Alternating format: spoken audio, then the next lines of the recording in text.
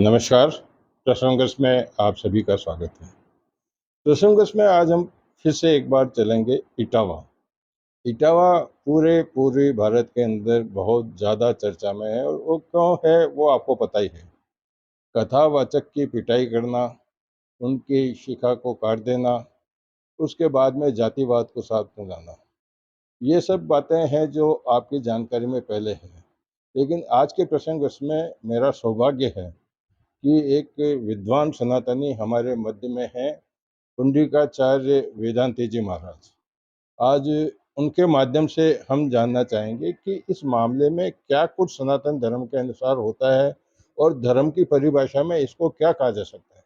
महाराज जी, जैसा आपको पता है कि अभी इटावा में एक कथावाचक के साथ में मारपीट की गई, उनके साथ में अभद्र व्यवहार किया गया और बताया गया कि कथा वाचन केवल ब्राह्मण ही कर सकता है, ये मुख्य आरोप उन पर लगाया गया। तो इसके बारे में हमारे दर्शकों को आप बताइए कि इसके अंदर मूल रूप से क्या कुछ रहता है हमारे धर्म के अनुसार। जय श्रीमन नारायण। देखिए, इटावा में जो कुछ भी हुआ, इटावा की घटना से सबको कष्ट हुआ, लोग आहत हुए और नेताओं के पास में एक अच्छा मैटर मिल गया जातिवाद के लिए। अगर वो लोग इतने ही अच्छे थे तो दो-दो आधार कार्ड उनके पास क्या कर रहे थे? 2 आधार कार्ड रखना आप भी जानते हैं ना, गैर कानूनी काम है।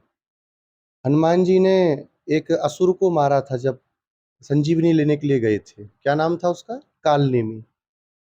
जो जैसा नहीं है वैसा बन के क्यों रहना चाहता है? वो अपने को यादव स्वीकार कर रहे हैं तो यादव होकर के कथा करिए। बहुत से यादव लोग कथा कर रहे हैं, कोई मना करने तो कथा रोकने जा नहीं रहा। आज यूपी में ही देखिए तो पचासों कथावाचक यादव लोग हैं और वो लोग अपने समाज में कथाएँ कर रहे हैं। किसी ब्राह्मण ने, किसी अन्य व्यक्ति ने, धर्माचार्य ने जाके उनको रोका नहीं। वहाँ पर जो घटना हुई उसमें ये भी बातें आ रही हैं, ना तो आप गए हैं, ना मैं गया हूँ। सुनी बातें हैं कि उन्होंने कथा के लिए बुलाया, बुलाने के बाद में पता चला कि उनकी पत्नी के साथ में छेड़छाड़ की, तो नाराज़ होकर के उन लोगों ने उनसे पूछा कौन हो, क्या हो? जब सारी पोल पट्टी खुली तो क्रोध में आकर के मारा-पीटा। लेकिन किसी की चुटिया काटना, किसी का सिर मुड़ाना, ये अच्छी बात नहीं है, इतना नहीं करना चाहिए। लेकिन देखिए, जब क्रोध आता है तो व्यक्ति क्या करता है इसका उसको भान नहीं होता है। जो भी हुआ वो जातिवाद से प्रेरित नहीं है, वो केवल राजनीति से प्रेरित इस समय पर प्रतीत होता है। महाराज जी, ये जानना चाहेंगे हम आपसे कि भागवत कथा मैंने काफ़ी सुनी है, संतों के सानिध्य में भी रहने का मौका मिला है। वहाँ जो भागवत कथा का जब प्रथम सोपान आता है तो उसमें बताया जाता है कि भागवत कथा कौन कर सकता है और जो भागवत कथा के आयोजक हैं उनको किन किन नियमों की पालना की जानी चाहिए, उस पर थोड़ा सा प्रकाश डालिए आप। भागवत कौन कह सकता है? मैं एक छोटा-सा प्रश्न आपसे पूछूँगा। आप किसी को सज़ा दे सकते हैं क्या? आप जज बन सकते हैं, मैं बन सकता हूँ। उसके लिए सरकार आपको ऑथेंटिक करेगी, तब आप जज बनेंगे, है ना? पढ़ाई पास करनी पड़ेगी, फिर उसके बाद में देखा जाएगा क्या इनका कार्यक्षेत्र है, कैसी इनकी प्रतिभा है, उस हिसाब से आपको जज बनाएँगे। तब आप न्यायाधीश होकर के किसी को सज़ा दे सकते हैं, किसी को न्याय दे सकते हैं। ऐसे ही ये संविधान सनातन संविधान है और उस सनातन संविधान में ईश्वर के द्वारा 4 वर्णों की सृष्टि की गई, सबको अपने-अपने काम बाँटे गए। भागवत जिसकी कथा के ऊपर विवाद है, उसी भागवत के महात्म्य में स्वयं भगवान सनत कुमार ने वक्ता का निर्णय करते हुए कहा है, विरक्तो वैष्णवो विप्रो वेदशास्त्र विशुद्धिकृत दृष्टांत कुशलो धीरो वक्ता कार्योति निस्पृहा। इसमें क्या कहते हैं कि विरक्त होना चाहिए, इंद्रिय अर्थ में नहीं लगा हो। बढ़िया दिन भर क्रीम लगाते बैठा है कमरे में और वहाँ पर आपको पारमहंस संहिता सुना रहा है, तो आप पे क्या असर आएगा? विरक्त हो, इंद्रिय लोलुप ना हो, वैष्णव हो, भगवत भक्त हो। क्या भगवत भक्त किसी के साथ छल करेगा 2 आईडी बना करके? विप्रह और ब्राह्मण होना चाहिए। देखिए, आप अपना मन अपने संसार के कामों में तो लगा सकते हैं। अपने मन से आप संसार के किसी भी कार्य को संचालित कर सकते हैं। लेकिन अगर आपको आध्यात्मिक फल पाना है, तो जो भागवत में महात्मकार कह रहे हैं कि ब्राह्मण के मुख से ही कथा सुननी चाहिए, तो आपको ब्राह्मण के मुख से ही सुनना पड़ेगा। तब आपको पारलौकिक फल मिलेगा। लौकिक फल चाहिए कि लोग कहें बहुत अच्छी कथा हुई, हमारे समाज के व्यक्ति ने की, हमारे समाज के व्यक्ति को आपने आगे बढ़ाया। अगर ऐसी प्रसिद्धि चाहिए तो आप किसी से भी करा सकते हैं, कोई मना नहीं है। लेकिन अगर पारलौकिक भागवत का फल आपको चाहिए, तो किसी विद्वान ब्राह्मण के द्वारा, वैष्णव के द्वारा ही भागवत की कथा को सुनना पड़ेगा। महाराज जी, मैं ये भी जानना चाहूँगा कि आजकल देखने को मिला है, पिछले 1 दशक से विशेष रूप से देख रहे हैं कि धर्म में राजनीति का प्रवेश है, राजनीति में धर्म का प्रवेश है। दोनों के विपरीत कार्य हैं, लेकिन बड़े-बड़े संतों को मैंने देखा है कि उनको राजनीति में काफ़ी रुचि है और इसको लेकर के जो उनका मूल धर्म है, राजनीति से दूर रहना, राजनीतिज्ञों को सलाह दे सकते हैं। उनका किसी भी तरह से उनको संचालन करने में अपनी राय दे सकते हैं, लेकिन प्रैक्टिकली मुख्यतया अपना ध्येय छोड़ कर के राजनीति में जिस प्रकार का प्रवेश है, कोई भाजपा को सपोर्ट कर रहा है, कोई कांग्रेस को सपोर्ट कर रहा है, तो इसको लेकर के आपका क्या कहना है? देखिए, राजनीति जो है वो धर्मपूर्वक होनी चाहिए। धर्म का अधिकार क्षेत्र है राजनीति के ऊपर भी। आप सब वाल्मीकि रामायण कभी देखें, तो उसमें महाराज दशरथ के मंत्रियों का वर्णन है। वहाँ पर उनको सलाह देने वालों का वर्णन है। 8 ऋषि वहाँ पर सलाह देने वाले बैठे हैं। वशिष्ठ जी का नाम तो सब लोग जानते ही हैं। उनकी सलाह के ऊपर महाराज राजनीति को चलाते हैं। राजनीति के ऊपर धर्म है। धर्म पूर्वक राजनीति होगी तो सब लोग प्रसन्न रहेंगे। अधर्म पूर्वक राजनीति है तो सब लोग देखिए रो रहे हैं ना, सब लोग कहते हैं ये क्या राजनीति हो रही है।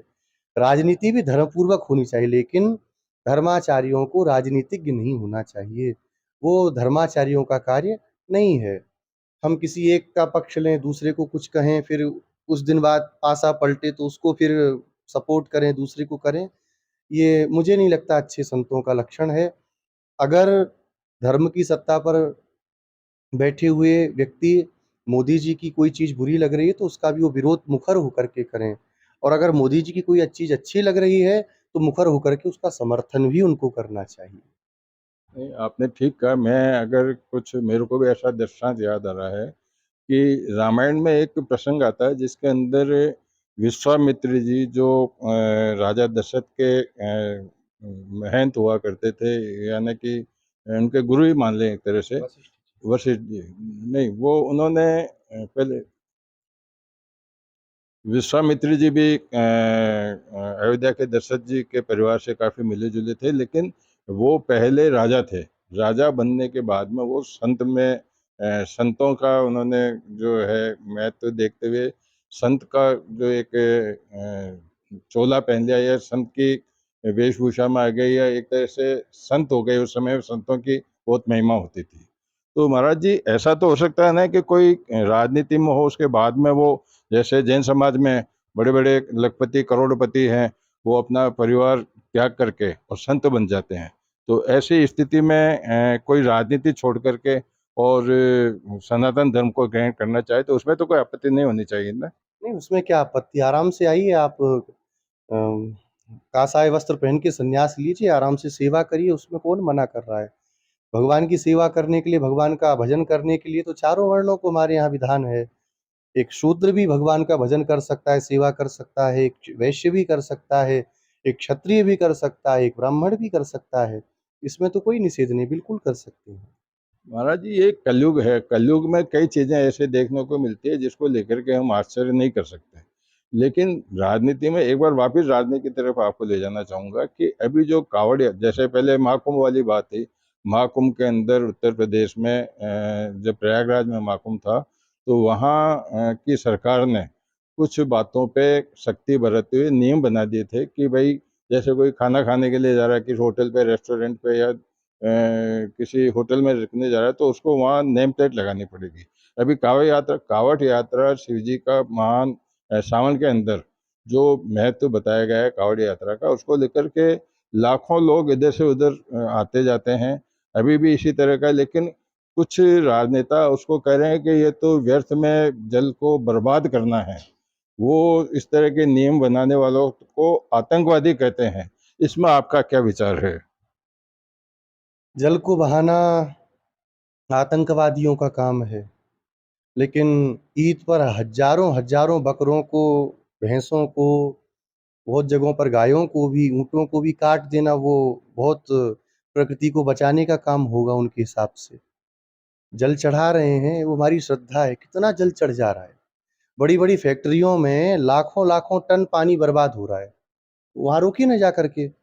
आप शिवलिंग के ऊपर जा रहे हैं, कितना जल आप चढ़ा दे रहे हैं। 1 लोटा चढ़ाएँगे ना, बहुत चढ़ाएँगे आप 5 लीटर चढ़ाएँगे, 10 लीटर चढ़ाएँगे, वो बर्बाद हो गया क्या? वो स्रोत में मिल कर के नीचे ज़मीन पर ही तो जाएगा ना।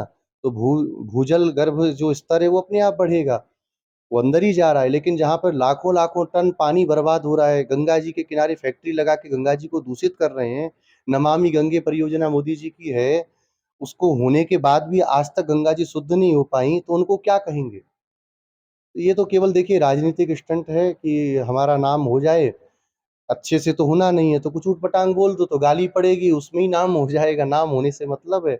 ये बिना सोचा-विचारा हुआ वक्तव्य है, इसमें कोई सार नहीं है। इन्हीं सब चीज़ों को लेकर के कुछ साधु संतों ने, जो राष्ट्रीय स्तर के, अंतर्राष्ट्रीय स्तर के हमारे सनातन धर्म के संत हैं, उन्होंने सनातन धर्म के एक बोर्ड के गठन की मांग की है केंद्र सरकार से। उसमें आपका क्या मत है? हो जाना चाहिए और होने के बाद में फिर राजनीतिज्ञ जो लोग हैं, उनके हाथ में वो सनातन बोर्ड आ जाएगा और उसके आने के बाद में फिर क्या होगा, जो उनको धर्म को मोड़ना होगा, जैसे कुछ लोग होते हैं मनुस्मृति में कुछ हटा दो, रामायण में ये हटा दो, भागवत में से ये हटा दो, यही सब होगा। बोर्ड बना के क्या होगा? हमको अपने धर्म को स्वतः अपने हृदय से मानना पड़ेगा, पहचानना पड़ेगा। हमारे धर्म का सर्वोपरि ग्रंथ है मनुस्मृति, भगवद गीता, उसको पढ़ना पड़ेगा और उसमें जो लिखा है उसके ऊपर विश्वास करना पड़ेगा। आज भारतीय सनातन संस्कृति की जितनी भी पुस्तकें हैं, वेद की जो अब पुस्तक मैं नहीं बोल सकता लेकिन समझाने के लिए बोल रहा हूँ, जो वेद की पुस्तकें हैं, प्रतिलिपियाँ, पांडुलिपियाँ हैं, विदेश वाले उस पर काम कर रहे हैं। लेकिन तत्त धर्म जो जिनको भी हैं, मैं एक्स, वाई, जेड नाम नहीं लेना चाहूँगा, उन धर्मों के ऊपर कितनी पीएचडीयाँ हो रही हैं, कितने लोग उनका परिशीलन कर रहे हैं, वैज्ञानिकों ने कितना उसको माना है, खुद ही देखिए ना। तो ये संगठन बना करके और ऐसा करके कुछ होना नहीं, हमारा संगठन सनातन पहले से बना हुआ है। उसकी रक्षा करने वाले पीठाधीश्वर आज भी हैं। तो उनकी बात को मान कर के सनातन धर्म की जो बारीकियाँ वो बतावें, उनको समझना चाहिए, इतने से ही कल्याण होगा। बाकी का बोर्ड बना देंगे, फिर उसमें जो-जो मन आएगा वो संशोधन कराया जाएगा। जैसे अभी मोहन भागवत जी ने कहा कि मंदिर में सबको पुजारी बनाएँगे, ये करेंगे। भई जो पुरानी परंपरा है उसको आप कैसे काट सकते हैं? आज करोड़ों वर्षों पुरानी भारतीय संस्कृति है, आज से 100 साल, 200 साल पहले तक जब सब हम लोग साथ थे, तब तो कोई आपत्ति नहीं थी ना। ब्राह्मण अपना काम कर रहा है, क्षत्रिय अपना कर रहा है, वैश्य अपना कर रहा है, शूद्र अपना कर रहा है। किसी को ऊँचा-नीचा नहीं कहा गया।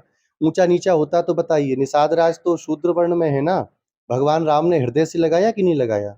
प्रेम से उनको अपने बगल में बैठाया कि नहीं बैठाया? माँ शबरी किस जात की हैं? शबर जात की हैं ना।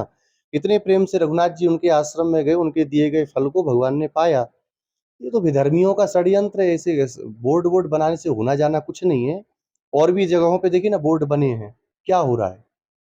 इसकी अपेक्षा जो हमारे धर्माचार्य हैं, जो मान्य धर्माचार्य हैं, जैसे रामानुज संप्रदाय में हैं, शांकर परंपरा में हैं, निम्बार्क संप्रदाय में हैं, इन आचार्यों को प्रमुख करके और इनके द्वारा धर्म क्या है उसको समझा जाए, उतना ही पर्याप्त। महाराज जी, मैं अंत में आपसे ये पूछना चाहूँगा, हालाँकि अभी वर्तमान जो युग है, उसको कलयुग की परिभाषा में माना जाता है, देखा जाता है और समझा भी जाता है। लेकिन इसके विपरीत एक बात देखने को मिली है कि जहाँ-जहाँ भी संतों की भव्य कथाएँ होती है, पांडाल में हम देखते हैं कि उसमें युवा वर्ग की उपस्थिति बहुत ज़्यादा रहती है। पहले युवा सोचता था अभी तो मेरी बहुत उम्र है, मैं वृद्ध हो जाऊँगा तब कथा में जाऊँगा या तब संतों के पास जाऊँगा। लेकिन अभी युवाओं का जो एक रुझान बढ़ा है कथाओं के प्रति, सनातन धर्म, उसके बावजूद भी देश के अंदर जिस तरह की व्यभिचार की रोज घटनाएं सुनने को मिल रहे हैं, हत्याएं हो रही है, इसी को लेकर के दुष्कर्म की घटनाएं बढ़ रही है, तो इसका प्रभाव धर्म का क्यों नहीं पड़ रहा है ऐसे वर्ग पर? जो लोग कथा सुनने जा रहे हैं, उनका नाम कहीं आए तो विचार करना चाहिए। वो तो आराम से अपना भजन कर रहे हैं, अपना नियम संयम में लगे हैं। समाज में हर तरह के लोग होते हैं, तो उनको देख कर के ये सोचना कि भई सनातन धर्म में इतनी कथाएँ हो रही हैं भारतवर्ष में और उसके बाद भी लोग नास्तिक हैं, उसके बाद भी कुकर्म हो रहे हैं। तो जो लोग कथाओं में नहीं आ रहे हैं, जो लोग भगवान से नहीं जुड़े हैं, वो लोग ऐसा करते हैं। हमारे धर्म में तो आप लोगों ने भी देखा होगा, छोटे में चलते थे तो चींटी आ जाती थी तो पैर हटा के, "रे राम, राम चींटी मर गई।" बोलते थे ना। तो जो सनातन धर्म से जुड़ा है, जो वास्तविक कथा से जुड़ा है, उसके उससे आपको ऐसी कोई शिकायत नहीं आएगी। ये वो लोग हैं जो धर्म के नाम पे अपने को प्रचारित करना चाहते हैं, धर्म के नाम पे व्यभिचार करना चाहते हैं, ऐसे लोगों के द्वारा आपको ये घटनाएँ ज़रूर दृष्टिगोचर हो जाएँगी। तो ये थे संत संत नहीं, मैं तो इनको महासंत कहूँगा कि जिस सरलता से, सहज भाव से इन्होंने बहुत बड़ी ज्ञान की बातें हम हमारे दर्शकों तक पहुँचाई। हमारी जिज्ञासा को आपने एक तरह से काफ़ी कुछ साफ कर दिया, आईने के सामने रख दिया है कि किस तरह का क्या वातावरण होना चाहिए। पुंडरीकाचार्य वेदांती जी महाराज का प्रसंग कार्यक्रम आने पे बहुत बहुत स्वागत। हम चाहते हैं कि आपके सानिध्य में देश सनातन धर्म के माध्यम से पुनः एक बार से उस युग के अंदर पहुंचे जिस युग को राम राज्य कहा जाता था। नमस्कार। फिर किसी प्रसंग के साथ में कल आपके सामने उपस्थित होऊंगा। जय जगन्नाथ।